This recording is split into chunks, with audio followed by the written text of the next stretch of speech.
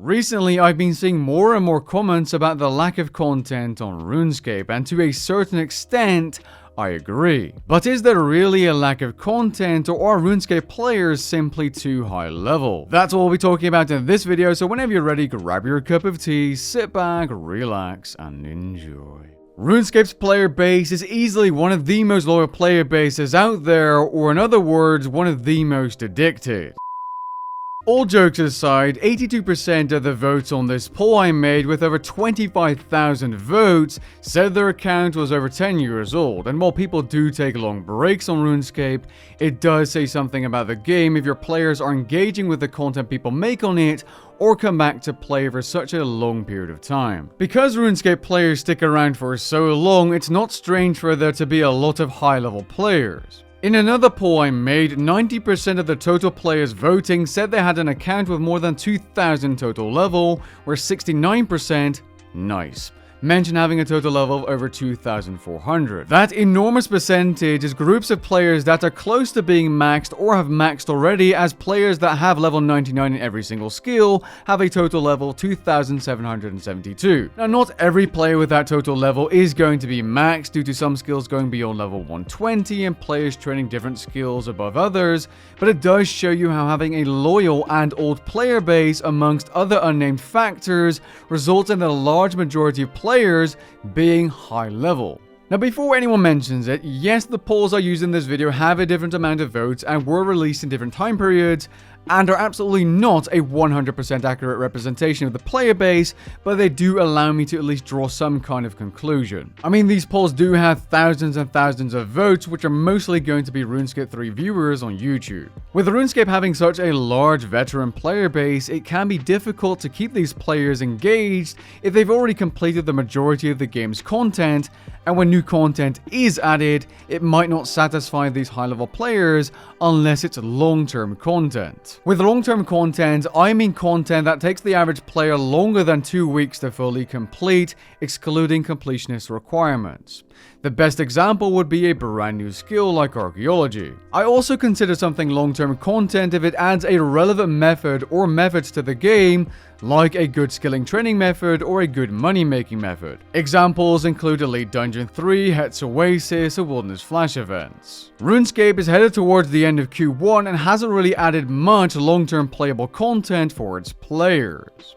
The largest content update thus far is Fort Free, a buildable fort that will take you some time to construct, even if you have all the required materials and levels. Fort Free is the only update I would consider to be long-term content so far released this year. Another notable update, easily being one of the most important updates, was Frank's free chest. I'm only kidding, of course. I am talking about the death rework. This update was a major W for RuneScape, but didn't really add any long-term content for the player base. It did, however, cause thousands of players to engage with existing PvM content. But what if you've experienced it all? What is there to keep you playing? Collection logs and rune score are fun and all, but really are just artificially extended grinds. They're not really content. What do players need?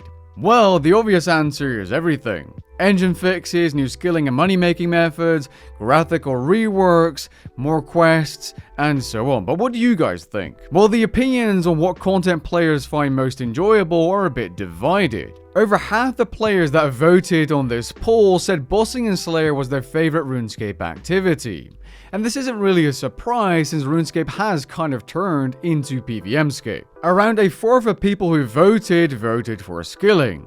These players are likely players either going for a max cape 120s or 5.6 and are eagerly awaiting for a new skill to train. What did surprise me is that a whopping 7% of voters said that quests were their favorite activity. That is a considerable amount of players. For the record, I do not consider quests to be long-term content, since they usually take about an hour or so to complete. Now, there are a few exceptions, like the quest that added the Dream of Aya location, which I do consider to be long-term content, but the quest itself isn't really long-term content, as when you're doing the quest, it's over quite quickly.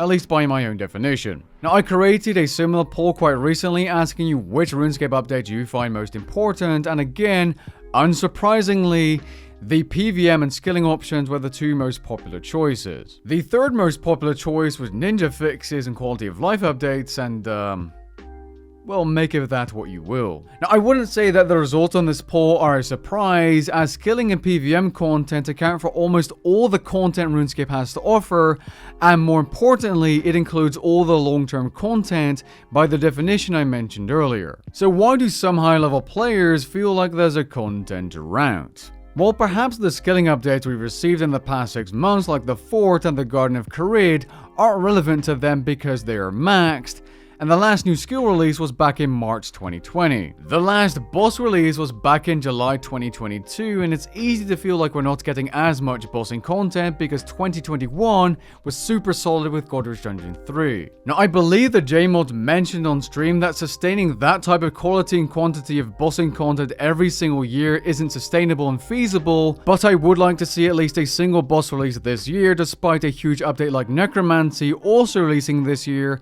if all things go to plan. And let's be honest, Necromancy will without a doubt be an update that will keep players engaged for longer than 2 weeks, and should end that feeling of content drought if the Fort for Infantry storyline and other updates do not deliver enough long-term content to play this year. But when will Necromancy release? Well, that's something we don't know yet, but let's hope that we get some exciting news about Necromancy and or other updates we know nothing of yet soon. Because until that point comes, the game might feel like it's in a content drought for some maxed players. With that being said, we've come to the end of this video. Be sure to let me know if you feel that RuneScape is in a content drought or not down in the comments below, and I'll catch you guys in the next one. Peace.